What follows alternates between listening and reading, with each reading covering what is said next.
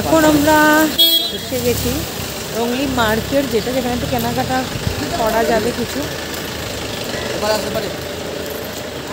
Wrongly মার্কেটে এসে গেছি, দেখা যাক কী কী পাওয়া যায় আর কী আমরা নিতে পারি এখান থেকে, আর প্রাইস কীরকম আছে দেখে বুঝে কিছু নেওয়া যাবে। বৃষ্টিটাও একটু ছেড়েছে, আমরা সোয়েটার পরে নিয়েছি। যখন থেকে আমরা ভেবেছিলাম ঘুরতে যাব, দু একজন ট্রাভেল এজেন্সির সাথে কথা বলেছিলাম, তখনই একজন বলেছিলেন ওনাদের মধ্যেই যে কেনাকাটার জন্য একটা জায়গা তোমরা পাবে, সেটা হচ্ছে রংলি মার্কেট, যেটা সিকিমের বড় বাজার হিসেবে অনেকে জানেন। এখানে নাকি অন্য জায়গার তুলনায় একটু কমে জিনিসপত্র পাওয়া যায়। তো চলো দেখি এখানে কি কি পাওয়া যায়। তো এখানে শীতকালের এখানে মেনলি শীতের জিনিসই বেশি পাওয়া যায়, এছাড়াও ছাতা থেকে শুরু করে ব্যাগ অনেক কিছুই পাওয়া যায়। তো সোয়েটার বা জ্যাকেট টাইপের নেওয়ার কিছু নেই, কারণ প্রচুর জিনিস হয়ে গেছে, ওগুলো বাদ দিয়েই দেখতে হবে। কিন্তু দোকানে গেলে তাও মনে হয় যে নেব।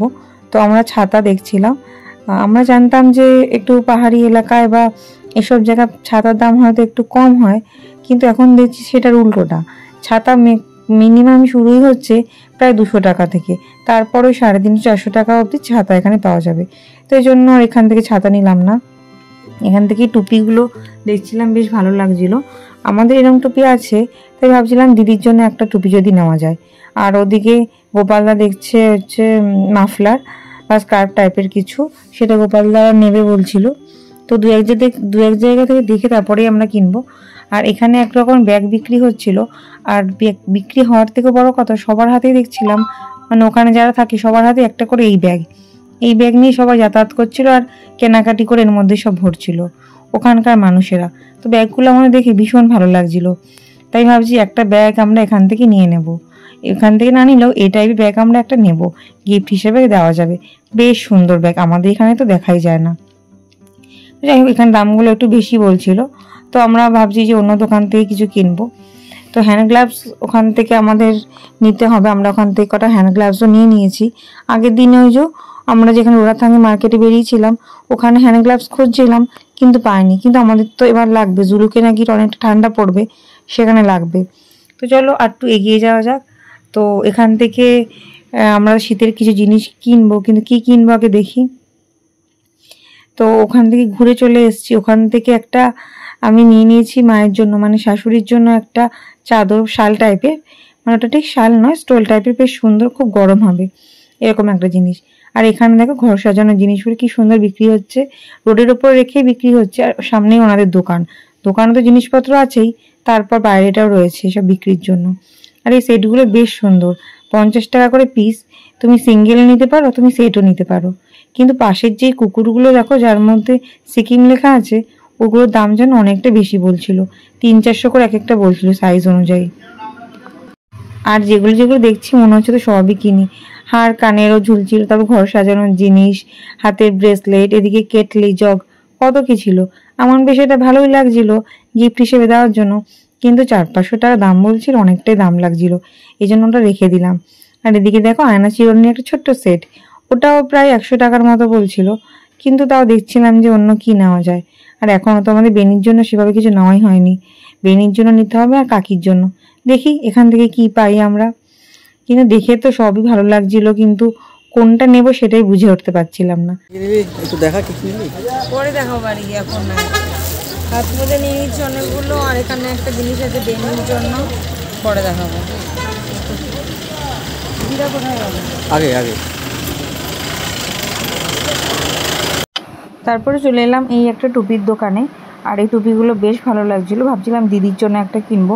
সাদাটা খুব ভালো লাগছিল, কিন্তু আমরা সাদাটা নেব না, অফ হোয়াইট কিছু থাকলে, এই যে অফ হোয়াইট একটা পেয়ে গেছি, এটাই আমি দিদির জন্য নিয়ে নেব। দিদির জন্য নেওয়া হবে, কিন্তু আমরা দুজনেই এটা পরতে পারবো, এরকম তো আমরা টুপি নিয়ে এসেছি, তাও দিদির জন্য এটা নিয়ে নিলাম। মার্কেট থেকে আমরা বেশ কিছু জিনিস কিনে নিয়েছিলাম, তারপরে পাশে ছিল একটা ছোটো মিষ্টির দোকান, আর সেখান থেকে আমরা কিছু মিষ্টি টাইপের জিনিস নিয়ে নিয়েছি, দুটো পেঁয়াজিও নিয়েছিলাম, অনেকগুলো বড় সাইজ ছিল। তো এগুলো নিয়ে আমরা চলে এসেছি, তখন আর খাইনি। মার্কেট থেকে কেনাকাটা করে নিয়েছি, যেখানে আছে इधर बनवाएंगे এখানে তো তিনটে জিনিস আছে। आपको ऑर्डर কেনাকাটা কিছু করে নিয়েছি, এবার একটু লেট হবে আমাদের আজকে একটু ঘুরে ঘুরে যেতে, তাই ভাবলাম কিছু খাওয়া যাক। এখানে মোমো আর চাও অর্ডার করা হলো, আর এই যে কোল্ড ড্রিঙ্কস নিয়ে নিয়েছি।